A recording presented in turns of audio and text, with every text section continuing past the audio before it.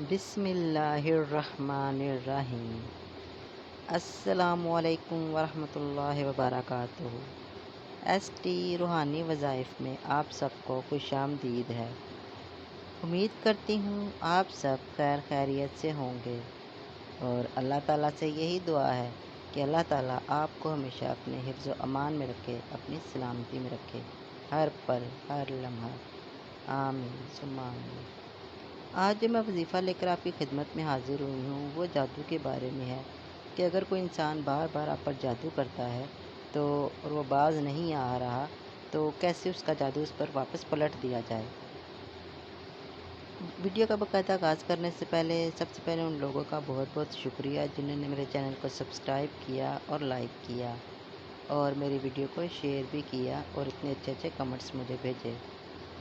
اور اس کے ساتھ ساتھ اپنے نئے آنے والے ویورز کے سے میری درخواست ہے کہ آپ میرے چینل کو لائک اینڈ سبسکرائب ضرور کر دیجیے گا، میری ویڈیو کو شیئر بھی کر دیجیے گا، بیل کے بٹن کو ضرور پریس کر دیجیے گا تاکہ میری آنے والی ہر نئی ویڈیو کا نوٹیفیکیشن آپ کو بر وقت اور پوری آسانی کے ساتھ مل سکے۔ اور کمنٹس باکس میں اچھے اچھے کمنٹس بھی ضرور بھیجیے گا۔ آپ چلتے ہیں وظیفے کی طرف۔ تو یہ وظیفہ جیسے کہ میں نے بتایا کہ جادو کو پلٹنے کا ہے۔ اب ایک انسان ہے بار بار جادو کرتا ہے اور انسان اس کا توڑ کرواتا ہے کہ یہ ختم ہو جائے، یہ ختم ہو جائے، لیکن ہر انسان کی ایک برداشت کی حد ہوتی ہے۔ آخر ایک وقت آتا ہے کہ وہ مجبور ہو جاتا ہے کہ جس نے جادو کیا اس پر واپس پلٹا دے۔ دوسروں پر جادو کروانے کے لیے لوگ بڑی بھاری بھاری قیمت ادا کرتے ہیں، بہت زیادہ پیسے دیتے ہیں عام لوگوں کو۔ پتہ نہیں لوگوں کو کیا مل جاتا ہے دوسروں کی زندگی برباد کر کے، خراب کر کے۔ جو انسان جادو کرواتا ہے اس کی اپنی تو زندگی خراب ہوتی ہی ہوتی ہے، آخرت بھی اپنی خراب کر لیتا ہے۔ اگلے بندے کو دیکھتا ہے کہ اس کے ساتھ اس کی کیا دشمنی ہے، کیا ناراضگی ہے، کیا ناچاکی ہے، کیا لڑائی جھگڑا ہے، اس کا صرف مد نظر رکھتا ہے، جبکہ اپنے اعمال کے بارے میں نہیں سوچتا کہ اگر وہی ایسا الٹا کام کرے گا تو اس کی زندگی پر اس کے کیسے اثرات مرتب ہوں گے۔ کتنی عجیب بات ہے کہ اللہ کی راہ میں خرچ کرنے کے لیے انسان کے پاس پیسے نہیں ہوتے، لیکن جب ایسا الٹا کام کرنے ہو، کسی پر جادو کروانا ہو تو ان کے پاس بہت پیسہ آ جاتا ہے، اور پھر عامل چاہے ان سے 10 20 ہزار بھی مانگے تو وہ دینے سے گریز نہیں کرتے، انہیں کیونکہ اپنے کام سے مطلب ہوتا ہے کہ ہمارا یہ کام ہو جائے۔ لیکن آپ کو یہ نہیں پتہ کہ جو انسان جادو کرواتا ہے اس کی موت بہت بری ہوتی ہے، بڑی اذیت ناک ہوتی ہے، اس کی جان نہیں نکلتی۔ یوں سمجھے کہ ایڑیاں رگڑ رگڑ کر وہ اس دنیا سے جاتا ہے۔ وہ موت کو منہ سے مانگتا ہے کہ مجھے آ جائے، لیکن اللہ اسے نہیں دیتا کیونکہ اس کے عمل ہی ایسے ہوتے ہیں، اس نے کام ہی ایسا الٹا کیا ہوتا ہے، اس نے اللہ کی مخلوق کو تنگ کیا ہوتا ہے جان بوجھ کے۔ اسی سلسلے میں آپ کو ایک واقعہ بتاتی ہوں۔ مجھے میری ایک عزیزہ ان کی کال آئی، ان کی ڈیلیوری کو کوئی 15 20 دن رہ گئے تھے، جبکہ اسے پہلے ہی تکلیف شروع ہو گئی تھی۔ اس نے مجھ سے بات کی کہ یہ معاملہ ہے۔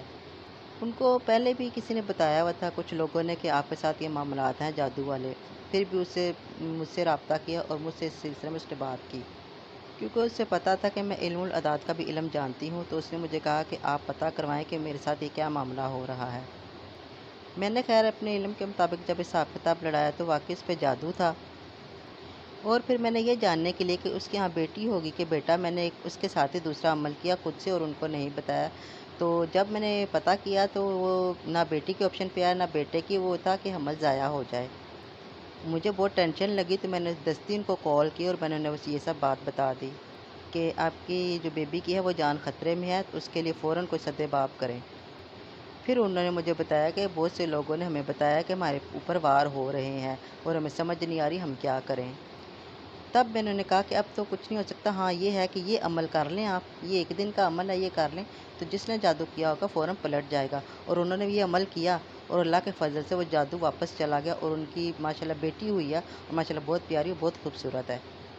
اگر آپ میں سے بھی کسی کے ساتھ یہ معاملہ درپیش ہے تو آپ یہ عمل کر کے تو آپ اس جادو کو واپس انسان تک پلٹ سکتی ہیں۔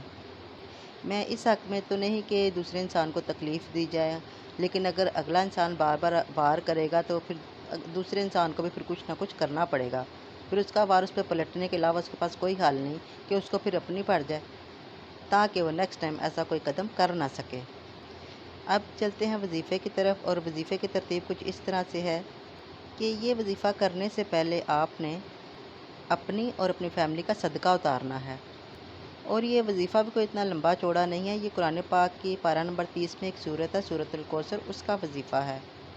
آپ نے جب اپنا اور اپنی فیملی کا صدقہ اتار دینا ہے تو باوضو ہو کر جائے نماز پر بیٹھ جانا ہے۔ اول و آخر آپ نے 21 مرتبہ درود ابراہیمی پڑھنی ہے، نماز میں پڑھے جانے والا درود پاک، اور اس کے بعد آپ نے 225 بار سورۃ الکوثر پڑھنی ہے، وہ بھی بسم اللہ کے ساتھ۔ جس پہ آپ کو شک ہے کہ اس نے جادو کیا ہے ہم پر، تو اس کا جو تصور ہے وہ اپنے مائنڈ میں رکھیں، اپنے دماغ میں رکھیں۔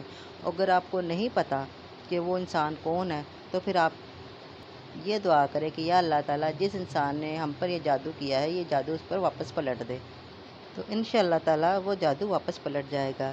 جن کو میں نے یہ وظیفہ بتایا تھا انہوں نے بس ایک ہی دن یہ وظیفہ کیا تھا اور اللہ نے ان پر کرم کر دیا۔ جو انسان جادو کی طرف جاتا ہے، تعویذات کی طرف جاتا ہے، ان سے میری خاص درخواست ہے کہ اس طرح اپنی زندگی اور اپنی آخرت کو خراب مت کریں۔ زندگی کا بھروسہ نہیں کہ کب جان نکل جائے، تو قیامت والے دن اللہ کے حضور کیا منہ لے کے جائیں گے؟